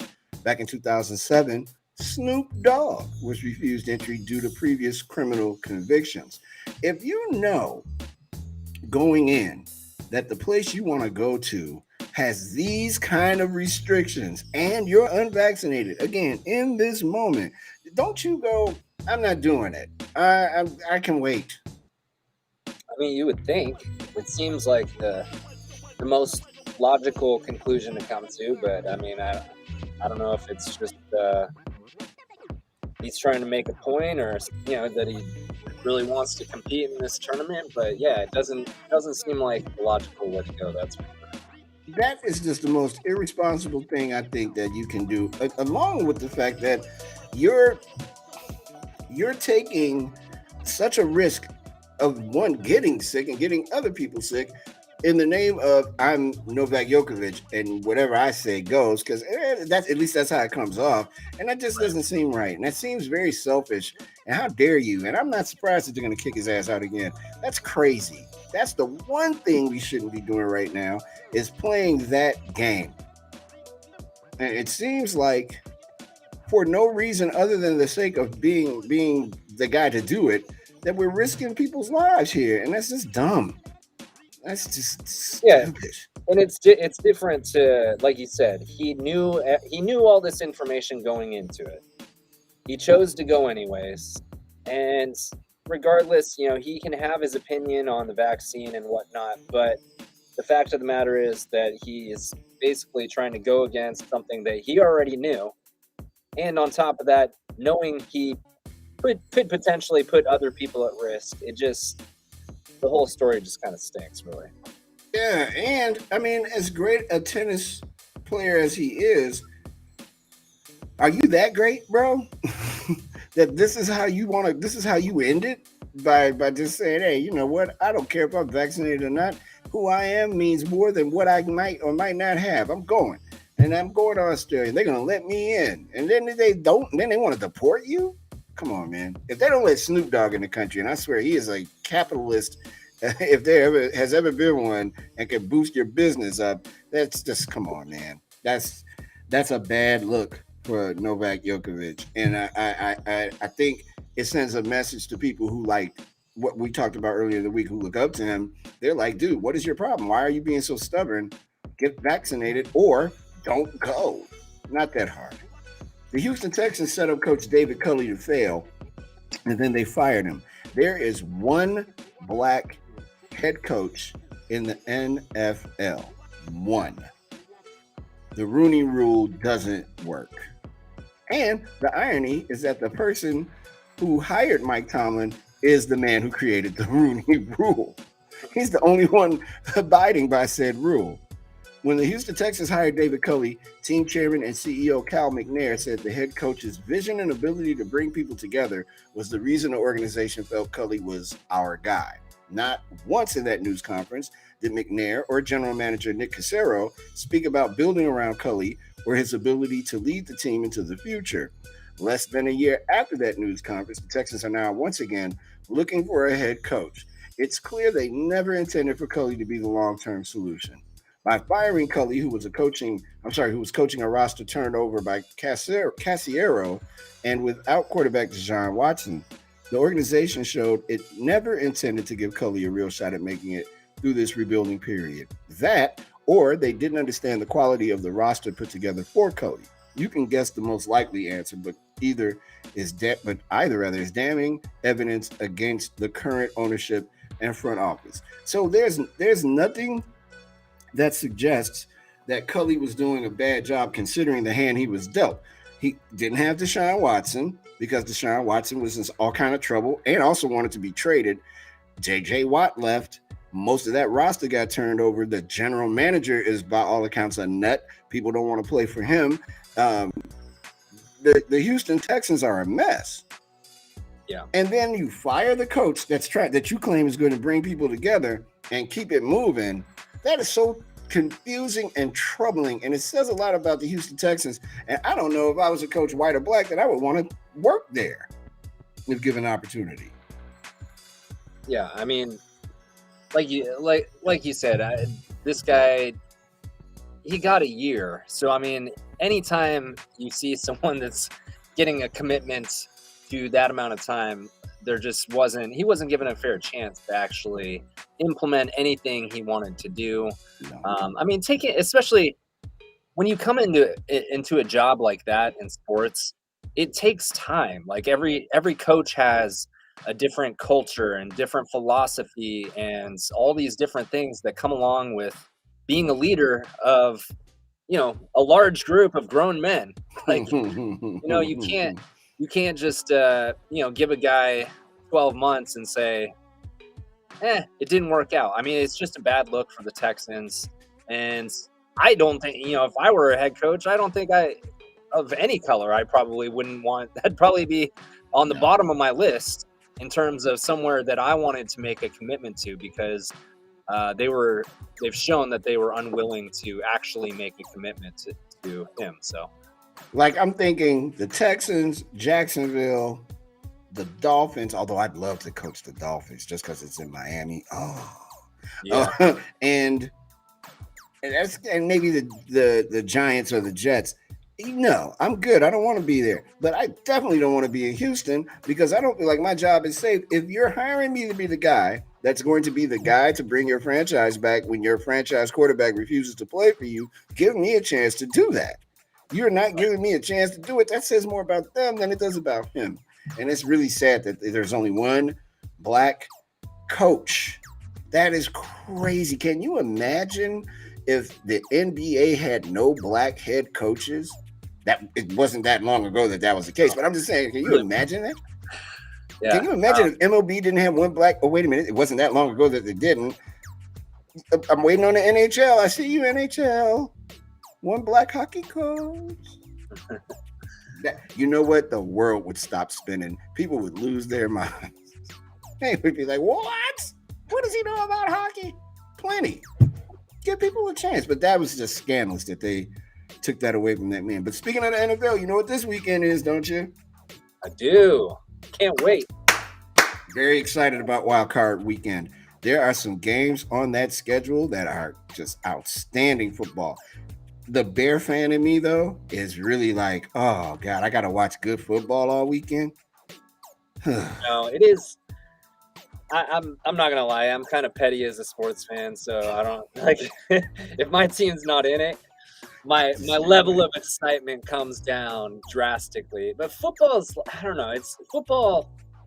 It's hard not to get up and want to watch some playoff football because the games can be just so good. It's a one and done thing. It's not like baseball or the NBA where you can kind of you know skate through just kind of paying attention to what's happening over the first couple games and then tune in for the big ones, whether it's a game 5 or a game 7. In football it's all or nothing, so I mean you're gonna get some good games for sure. Oh, for sure. In fact, man, let's run through some of these. We'll save the Monday game for Monday. We'll talk about it, but we don't have to give a pick for it yet. We got to have some content on Martin Luther King Day. That's right. That's right. We got to have some. Raiders at the Bengals Saturday. Doesn't look like it's going to be weather aided. I'm not a gambler, but if I was, I would. This is a push. I think the Raiders match up well enough with the Bengals. The Bengals got Joe Burrow though, and Joe Burrow is a grown man.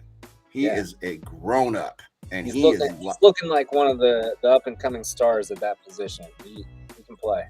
I think when it's a wrap, they're going to be talking about Joe Burrow like they talked about Joe Montana. I see it. I see it in his game, and I watch how he plays, and he's not scared. It could be a thing. Patriots at Bills. That's a Saturday night game on CBS, and I like the Bills in that one. Me too. Buffalo's overdue. Plus, Mac Jones on the road stinks. So that should be interesting. That's a lot. That's a big ask for a rookie, even if he is playing under Bill Belichick. And Buffalo, it's kind of been a up and down year compared to kind of I think how people thought of them at the end of last season. Mm-hmm. But I mean, they have the pieces in place. They have, it seems like they might turn it on for the playoffs and make a little run here. The game Sunday's afternoon game, 1 p.m. Eastern, of a noon game in Chicago. I love it. Although it ain't the Bears, I still will watch. The Eagles at the Bucks. The Tampa Bay Buccaneers are going to go back to the Super Bowl. Tom Brady is having an interesting season. That team has been going through some interesting things. I like the Bucks though, man. Nobody's beating Tom Brady. It's playoff time. We might as well just have the damn Super Bowl parade now with Brady. I mean, there's not much else you can say. How can you ever bet against Tom Brady at this point? It's silly. If you are, then it's silly. Yes, they're going through some stuff. They've had a couple interesting weeks in a row, but I mean, when the game's on the line, you got number 12 back there. You're in pretty good shape. I think it is he is probably in everybody's face this week leading up to this game, cursing, yelling, screaming about how everybody needs to be focused and how to get it together. Gary T says, win or go home. Yep. That's what makes these playoffs the best, I think, out of all of them. You don't get a chance to stretch this out or maybe come back. You could be a great team and have a bad day, and you're going to the crib. And that is, ooh. Hey, we should welcome Bob. It's his first time on Backchannel, Gliss. Hey, Bob. What's up, Bob? Hey, Bob. Ash and Alicia are here, too. Bob's in Ohio. All right, Bob. He's a new watcher. He's on YouTube. Hey, man. Thank you. Join us in the chat, guys, while you're here. We're just talking sports and stuff. I'm in my house. Gliss is somewhere. It's some really special-looking place there. Oh, let's keep going. I'm sorry. So, yeah, that's the Bucks. Okay, Cowboys. I'm sorry, 49ers at the Cowboys. So that's the Sunday afternoon game. I like the Cowboys, man, but I will not be surprised if the 49ers win. And I'm not saying it because you're a big 49ers fan. Cowboys defense has been really good. Garoppolo is not really good. The Cowboys have a strong tradition of being the greatest regular season team in the world and losing in the playoffs. For me, it's a push. Yeah, I wouldn't be surprised either way if the Cowboys won or if the 49ers won. I think it'll be tight. Like I said, that Georgia and Alabama game was going to be close. And I'm going to give you the floor, sir, because you're the 49ers fan with a team actually still in the playoffs. Go for it, Gliss. I mean, I still think the Cowboys have to be the favorite. I like the 49ers playing the underdog role, especially kind of a storied rivalry. The two teams, the team of the 80s and the team of the 90s, they met up several times in the 90s in the NFC Championship. But man, Dallas has been putting up some points the last couple weeks. I don't think they're going to be able to do that against the Niners. The Niners defense has been playing lights out the last several games. But you mentioned Jimmy G. Trust me, I've been advocating for the young guy to just, when they had that like 4-game losing streak, I was like, if you have a 8-year veteran making rookie mistakes, at some point, let's just let this guy develop and see where the season goes. If you get into the playoffs, and great, that's a success. But Yeah. I'll give Jimmy G credit because he went. I mean, he really showed up in that overtime to beat the Rams and get them into the playoffs last week. It's just like, as a Niners fan, you never feel comfortable because it always feels like even if it's not his fault, there's something bad's gonna happen. Like there's just something's coming down the line. But I love it. You sound like me. I love hearing other people have problems with their football cautiously optimistic. I will say that. I think it'll be a good game. I think he's played well the last 6 weeks. I'm sorry, the last 6 games that he was in. Not bad games by him. I like their rookie, though. The boy's going to be good one day. But it won't be this day. And I think he might be saying bye-bye to the Cowboys. I think the 49ers. One thing I'm holding my hat on is the fact is what you brought up, is that the Cowboys always seem to screw it up in the playoffs. They find a way. I saw a funny meme on the internet last night. It had the Dallas Star, and it said, "Tune in on Fox this weekend to see the Dallas Cowboys season finale." That probably hits a little too close to home for those Cowboys fans. Now, sorry, if you're a Cowboys fan, let's see if anybody on here. Well, Nathan's in Texas. Nathan might be a Cowboys fan, and I'm not saying something you don't already know, Nathan. The Cowboys tend to just stick it in there. Yeah, but Dak can play, man. So he's good. Dallas could make a run. You never know. I know I lost in my fantasy because of Dallas, because they scored all those points, but Pollard didn't get a point. Anyway, Steelers Chiefs. That's the Sunday night game, and that's the one. And I'll let you go first, but I have something to say to people. They ain't gonna like it, and I like the Chiefs. I'm a Chiefs fan, but they're not gonna like what I have to say. I'm intrigued. I just now I'm very interested to hear what you have to say, but I just don't see the Chiefs losing.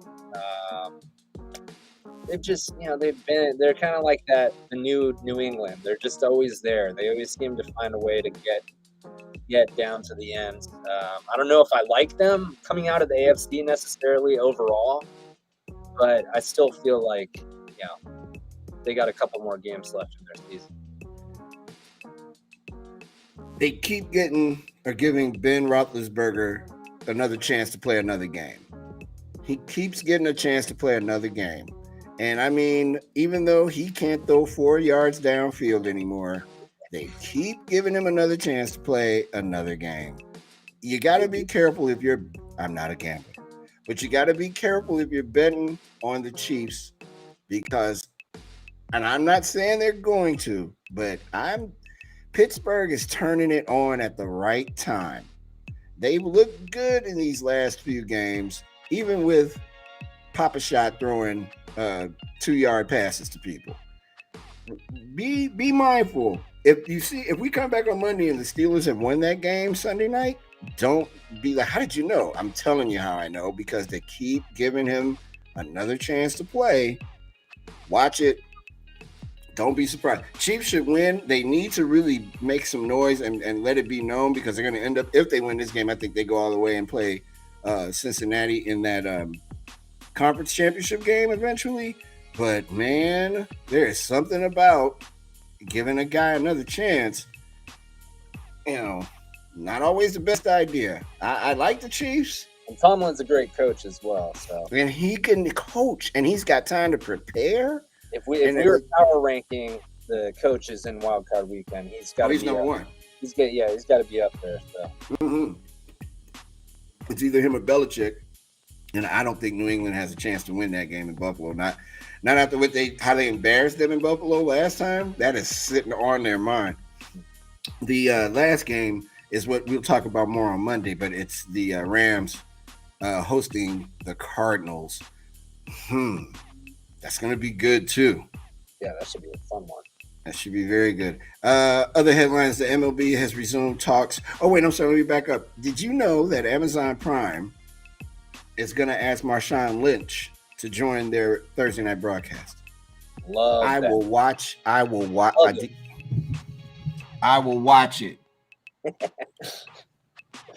I love that idea. Oh my God, I will watch it. He's no filter. He will not hold back, and in a great way. With it going to Amazon Prime, new look. I like the creativity that some of these networks are doing. I know, like ESPN has the Peyton and Eli on Monday nights now, and I like to see that. I like to see some more less traditional things in terms of how the broadcast is presented, and that would definitely be untraditional, bringing Marshawn Lynch in. Ooh, they better have a delay on him because he might tell it.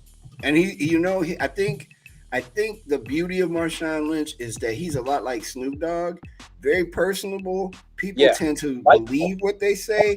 People love him. Yeah, but up by you, I'm sure he is the man. It would be a good look for the Thursday night broadcast to have somebody like Marshawn Lynch on it. That could be interesting.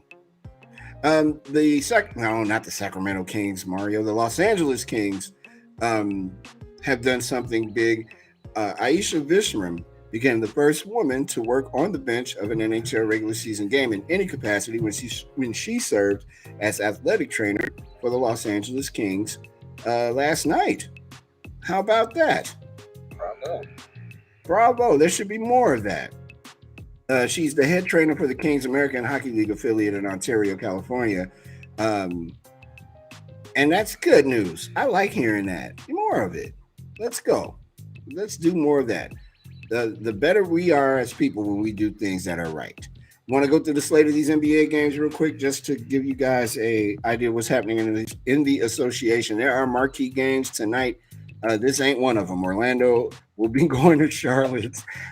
Toronto plays Detroit, not a marquee matchup. Suns and Pacers, that should be good. And one of the marquee matchups is Boston. The Celtics are going into Philly to play the 76ers. A lot on the line for both teams. Get to see what is going on with Joel Embiid. He had a big game last time he played ball. Golden State, the other marquee matchup, plays against the Chicago Bulls here in Chicago without Draymond and without Clay. So the Bulls are favored by 3. I don't think it'll be that close. I think the Bulls win big, especially coming off of that embarrassment against the stupid Nets the other day. Hawks against Miami in Miami. Cleveland plays San Antonio. The Mavericks and the Grizzlies. That's the game I'm looking forward to watching. Ja Morant. I don't know how many people know, man. Ja Morant is the honest to God truth, another grown-up. And seeing him play basketball is a lot of fun. It's way more fun than I ever imagined it would be. And the last game on that schedule, also on the West Coast, Houston goes to Sacramento to play the Sacramento Kings. And that is play ball for Friday, the 14th. Is it the 14th? What? Yes, January 14th. Hey, did you know on this day that Marilyn Monroe became Mrs. Joe DiMaggio? There you go. There you go. In 1983, the final episode of MASH is filmed in Southern California in Century City on Stage 9. This day in 93, talk show host David Letterman announced that he would move his show from NBC to CBS, and that created a whole lot of controversy about intellectual property and all that stuff. And in 2003, Kmart Corporation said it would close 326 more stores and eliminate 37,000 jobs in hopes of getting out of bankruptcy. Slick Rick is celebrating a birthday today, born in 1965. He is 57 years old. LL Cool J, his birthday is today. He is 54 years old. And one of my favorite bands, the Foo Fighters drummer and Nirvana frontman, well, Nirvana drummer, not frontman, but Foo Fighters frontman, Dave Grohl turns 53 today. And we will give you more of those factoids that you can win some kind of bet with tonight at a bar or whatever you're going to do in a little bit when we come back, we're going to give you something to put in front of mind. It's The Drive with Mario Smith here on Backchannel.tv. Congratulations, Kobe. Kobe got paid today, Gliss. He's buying. I heard him say he's buying the first round. Come on with it, Kobe. We'll be back in a minute.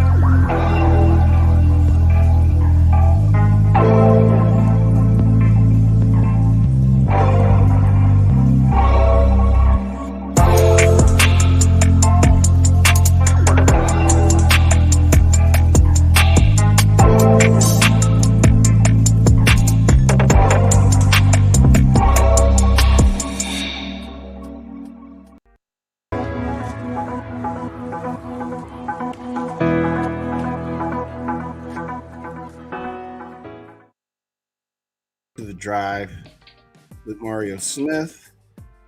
We were about to give you something to think about.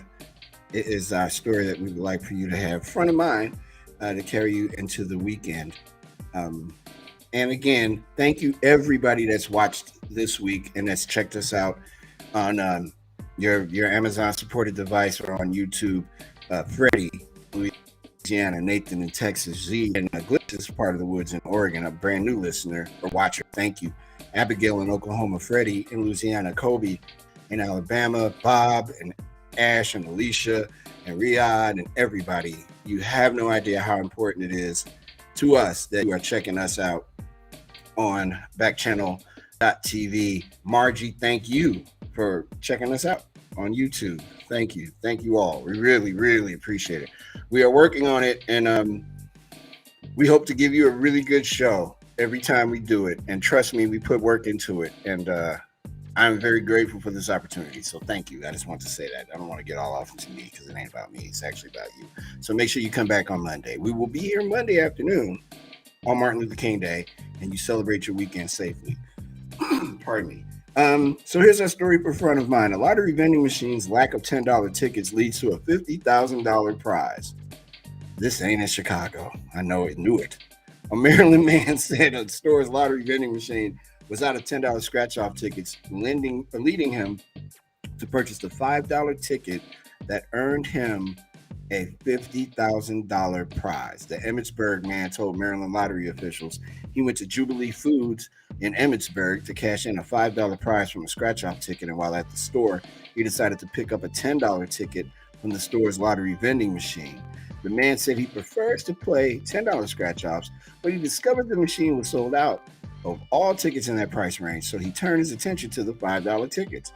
I decided to pick the first one I looked at, the player recalled. The man said he took the ticket, a $5 lucky game home, a $5 lucky game, took it home and threw it on the counter and told my wife, "It's yours." Ah, there's the error. I didn't know that part of the story. Yo, you now owe your wife $50,000, dude, because she ain't giving that ticket back. The man's wife came downstairs a short time later and asked him to double check the ticket, which turned out to be a $50,000 winner. Quote, "It's amazing," the husband said. "I never win anything. It shocked me." That's another one of those bliss, somebody being nice when they talk to you. "I didn't know I could win."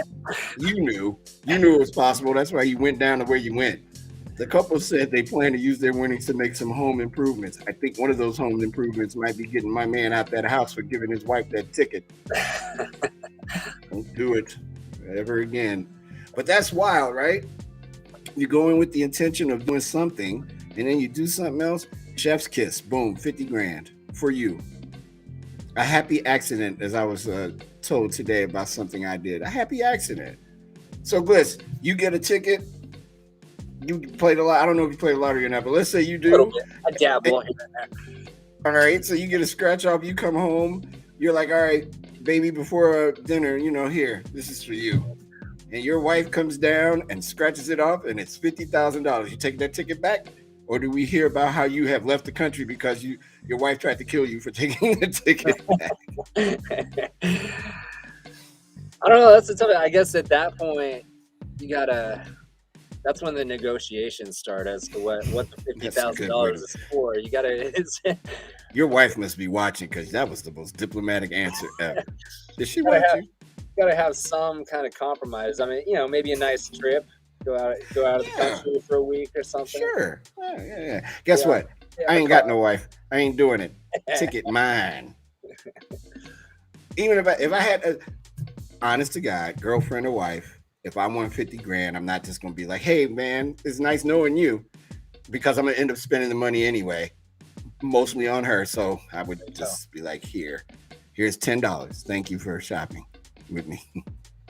You can maybe get one of those buses and do the tour around the Drive with Mario Smith tour. That's right. It would be a mega bus, so everybody could pay $1 and join me. Yeah, I wouldn't cheap it to people. Go visit Kobe and everybody. Yeah, I'd go say I would make it. You know what? That would be it. I would just follow the people who are watching and just walk through everybody and just just go all around the country on a mega bus. Kobe says, whose birthday? William's birthday? I don't know what that means. I'm sorry. And I think some of this might be getting lost in translation on my end. I apologize. I'm unable to read those. I'm sorry. But that was interesting. A $50,000 scratch off, man. Whew. Right now, 50 grand. Oh. That would be nice. Oh man, that'd be great. I'd actually be like eating steak and going to games and just wasting it and not putting it in some kind of investment where I would make more money. Would you be going to games? No, I'd be watching on my TV at home because I'm such a sucker. I was supposed to go to a Blazer game. We had really good tickets on the 3rd, and it didn't happen because my brothers, who I was going with, they all had COVID. So everybody in my family works in healthcare except me. So. Oh wow! You're the smart one. You stayed out of that. You stayed out of that lucrative mess. You said no, thank you. But no, man, I'm glad. Not that I'm glad you don't work in the healthcare field. I'm glad you don't, though, because what would I be doing? Today in music history, as we wind this down, Diana Ross and the Supremes performed their final show in Las Vegas in 1970. In 1984, you couldn't go anywhere without hearing both of these songs. Jump by Van Halen and I Want a New Drug by Huey Lewis and the News both entered the U.S. chart, the U.S. Top 40 chart. We talked about Slick Rick's birthday. My computer's ready to turn off for the weekend. My Prerogative by Bobby Brown is number 1 in 1989 on this date. Did you know, Gliss, that the average parent eats standing up about 150 times a year? Is that true? Do you eat standing up? That sounds about right. Really? Yeah. There's a lot of multitasking involved. I guess. And Germany is the only country where the McRib is available all year long. I don't like 3D food, so I wouldn't be eating the McRib. I've never had the McRib, and it's never interested me. I don't know what it is. I don't know what it is. You don't worry. I'm not even going to tell you. Congratulations. Research suggests that holding grudges makes you physically weaker. I can attest to that. On average, we spend about 10% of our day outside. That's not enough. No, I would think that's a little bit under. People who apologize, according to Harvard Business School, are perceived as more trustworthy. People apologize to me all the time. I still don't trust them. Just saying. If you own a Microsoft Xbox One, it is now a piece of American art as they have officially discontinued all Xbox One consoles. Do you, sir, own an Xbox One? I do not. I have a PS5, but we do have an Xbox in the house. My 14-year-old is an Xbox kid. I'm a Sony guy. Yeah, me too. I like Sony better. Yeah. Disney Cruise Line is now requiring proof of vaccination for all passengers 5 years old and up. So how do you roll up on a 5-year-old and go, hey, let me see you've been vaccinated? Let me see your card, child. Come on. Come on. Unvaccinated Glenn Beck gets COVID again and says it's, quote, getting into my lungs, close quote. You think? Why do I need to be vaccinated again? Beck said on Fox News last year after he got the coronavirus for the first time. And Taco Bell has introduced the Taco Lovers Pass. For $10 a month, you can enjoy a taco every day for 30 days at participating Taco Bells. Mr. Gliss, would you get the $10 pass? I don't think so. Taco Bell comes in handy every once in a while, like as a craving thing, and then about an hour later, I'm like, why did I do that? I would totally do it. We have a really cool Taco Bell down the street. It's the Taco Bell Cantina, and I know the secret menu. I know the secret menu, bro. So I know what to do, and I think I might have to stuff. I can't lie. I do like some Taco Bell every once in a while. Hey, Jonathan, this has been really fun this week, man. I truly appreciate you, brother, and thank you for everything. And we got some more shows to go, I think. I think we're going to be okay. I think we'll get back next week. I think they're going to let us come back. Thanks, Liz. Yeah. For everybody watching, please join us again, 6 a.m. Eastern time as we restart Backchannel. That will be on Monday, backchannel.tv. For everybody that watched and for everyone affiliated with backchannel.tv, as the sun sets in Chicago, Illinois, my name is Mario Smith. Thanks for watching The Drive. See you on Monday. Peace.